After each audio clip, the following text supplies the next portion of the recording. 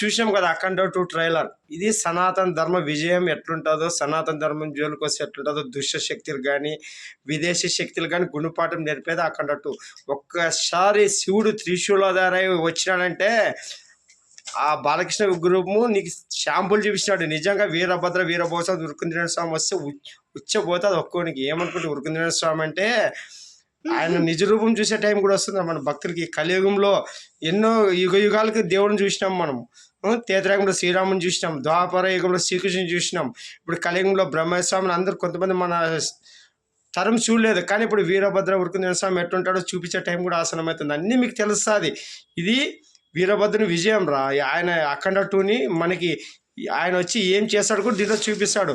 మొత్తము మన శబ్దం చేస్తే, భారతదేశం శబ్దం చేస్తే ప్రపంచ దేశాలన్నీ గడగడలాడాల. ఇది సనాతన ధర్మం పవర్ అంటే. ఇప్పుడు హిందువుల్లో చైతన్యాన్ని మేలుకొల్పినది. కానీ మన హిందువుల్లో ఈరోజు ఇంత మాట్లాడుతున్నామంటే కూడా ఈరోజు సోషల్ మీడియా ద్వారా అంతా ఒక్కసారి చలనం కలిగించి ప్రపంచ దేశాలను గుణపాఠం నేర్పుతూ మోడీ రూపంలో, యోగి రూపంలో కొద్దిగా చూపించింది మన ఆయన.